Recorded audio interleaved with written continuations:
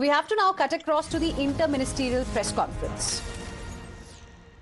0.9 और बाकी तुअर, मूंग और उड़द इनकी पर्याप्त मात्रा में बीज की उपलब्धता है। ये बीज की उपलब्धता अक्रॉस द कंट्री है, मतलब सभी राज्यों में पर्याप्त क्वांटिटी में अवेलेबल है। इस क्षेत्र में जो केवल एक थोड़ी अड़चन आई थी कि मक्का हाइब्रिड को सुखाने के लिए एलपीजी की आवश्यकता विगत माह में पड़ी थी, जो कि पेट्रोलियम मंत्रालय द्वारा समन्वय करके पर्याप्त मात्रा में उपलब्ध करा दिया गया और ये बीज का कार्य पूरा हो गया है। Looking forward for the Kharif this season as well as for Rabi, as far as seeds are concerned, we are in a comfortable situation. The next major input which goes into agriculture is fertilizer.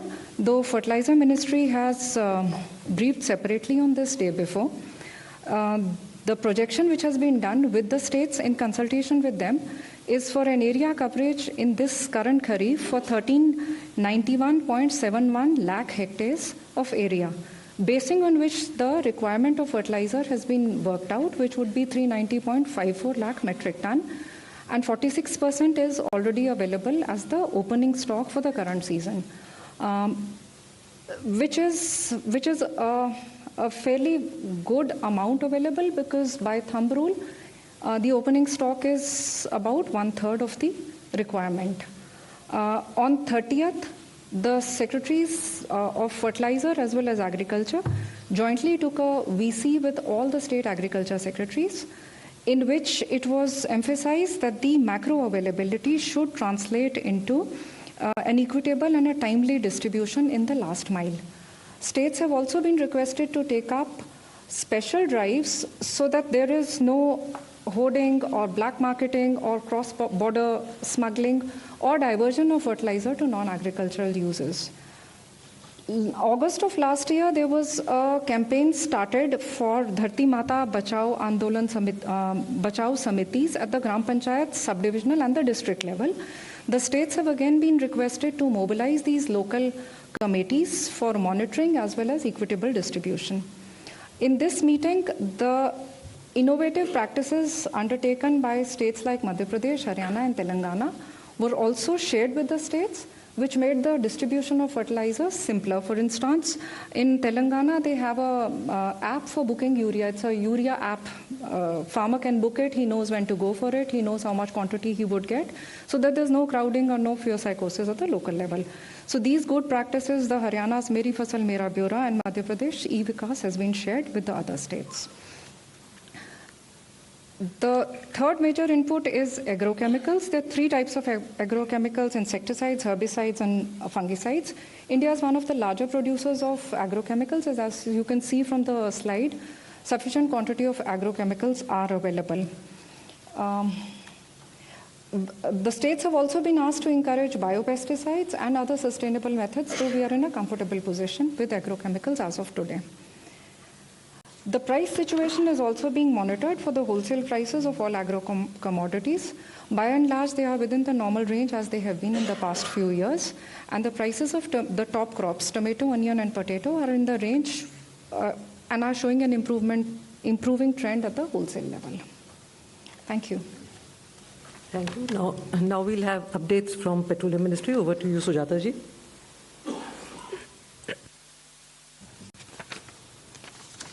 नमस्कार।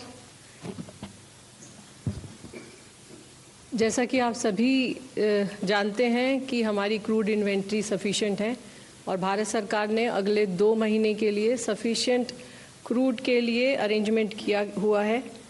हमारी refineries उच्चतम स्तर पर चल रही हैं। Retail outlets पर कोई ड्राई आउट रिपोर्टेड नहीं है। इस संबंध में मैं आपको बताना चाहूँगी कि लगभग 2 महीने पहले जो ब्रेंट $70 पर बैरल की रेंज में चल रहा था, वो आज $100 के ऊपर पहुंच चुका है।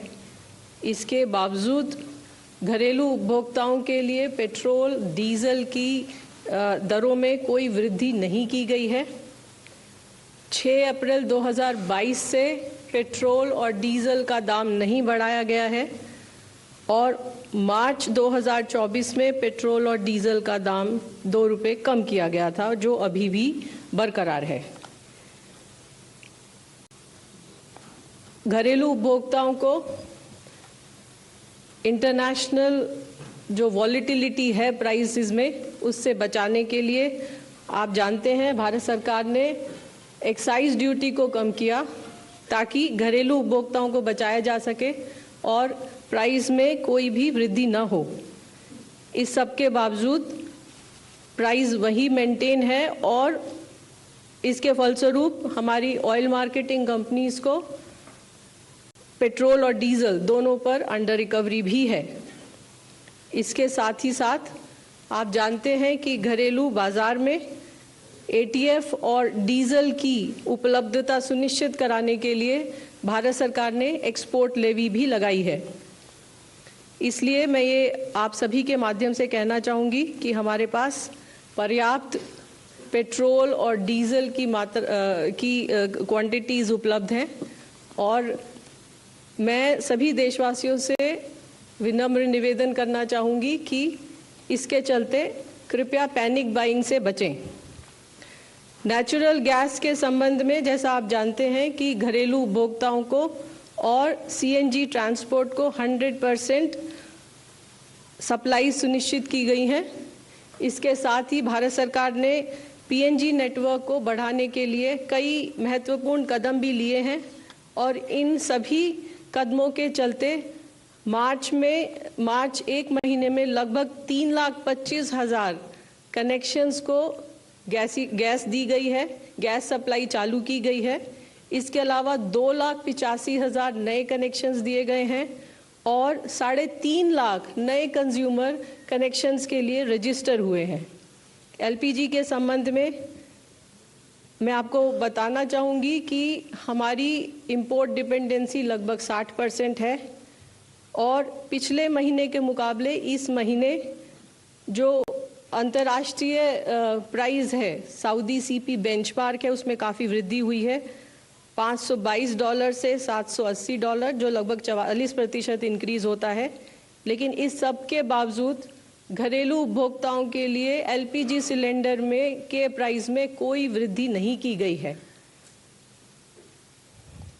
ये भी मैं आपको बताना चाहूँगी कि इस प्राइस इंक्रीज से हमारी ऑयल मार्केटिंग कंपनीज को अंडर रिकवरी होगी, पहले भी हुई है और भारत सरकार ने हमारी ऑयल मार्केटिंग कंपनीज को सपोर्ट भी किया है इस अंडर रिकवरी को कवर करने के लिए। आपको जैसे पता होगा 2023 में भारत सरकार ने लगभग 22,000 करोड़ हमारी ऑयल मार्केटिंग कंपनीज को दिए थे इसी तरह के लॉस को कवर करने के लिए और 25-26 में भी इसी तरह लॉस को कवर करने के लिए भारत सरकार ने हमारी ऑयल मार्केटिंग कंपनीज को लगभग 30,000 करोड़ रुपए का सपोर्ट अप्रूव किया। हमारे किसी भी एलपीजी डिस्ट्रीब्यूटरशिप पर कोई ड्राई आउट रिपोर्टेड नहीं है। लगभग 92% डिलीवरी बुकिंग्स ऑनलाइन हो रही हैं। लगभग 81% deliveries with delivery authentication code के साथ हो रही हैं और डिलीवरी नॉर्मल है। कल हमने लगभग 60 लाख सिलेंडर डिलीवर किए हैं। कमर्शियल एलपीजी के बारे में जैसे आपको पता है कि भारत सरकार ने लगभग 70% तक सप्लाईज को इंश्योर किया है।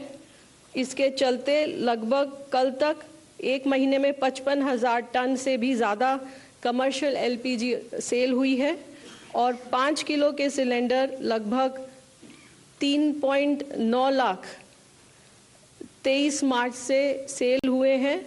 कल एक दिन में लगभग 65,000 5 किलो के सिलेंडर सेल किए गए हैं।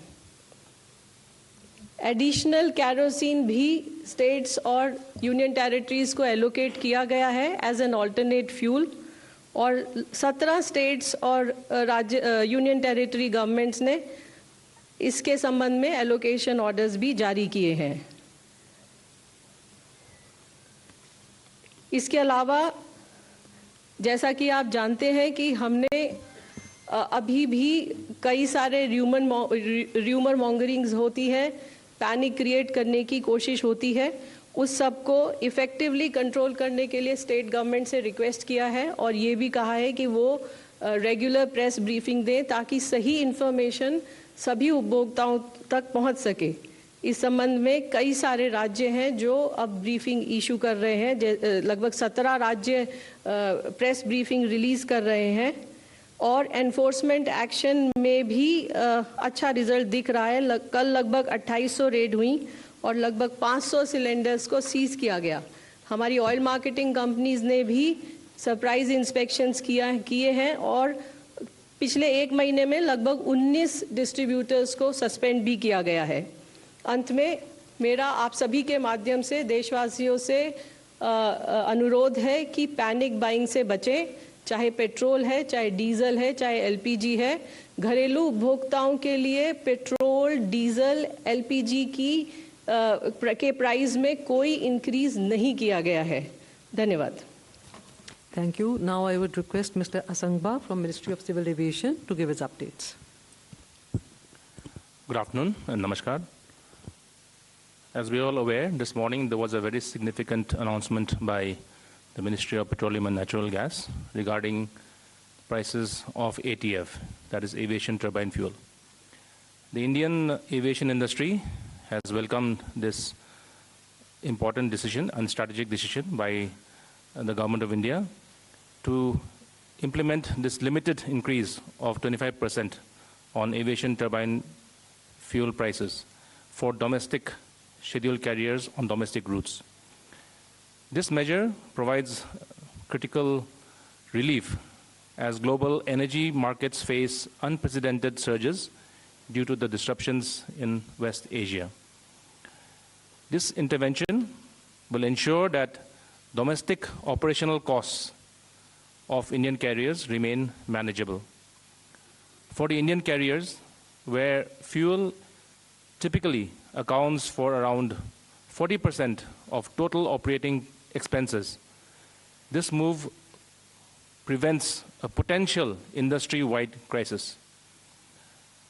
The limited increase of 25% on the ATF price will allow airlines to maintain competitive pricing for domestic travelers, avoiding the additional fuel surcharges that would have been necessary under a market-linked pricing mechanism.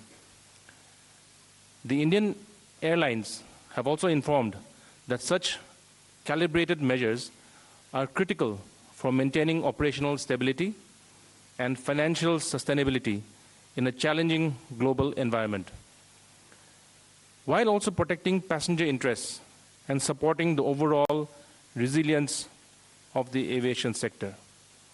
I would like to inform you that on a daily basis, more than 4.5 lakh passengers fly on domestic routes every day. And this announcement this morning will benefit all these passengers. The priority of the government is to ensure that air travel remains accessible, and this measure will also support the broader economy by ensuring the smooth movement of cargo and maintaining vital air connectivity for trade and logistics. Thank you. Thank you. Now I would request Mukesh Mangalji from Shipping Ministry to give the updates. नमस्ते। Ministry of port, shipping and waterways पश्चिमी Asia की क्षेत्र की ताज़ा स्थिति पर लगातार नज़र बनाए हुए है।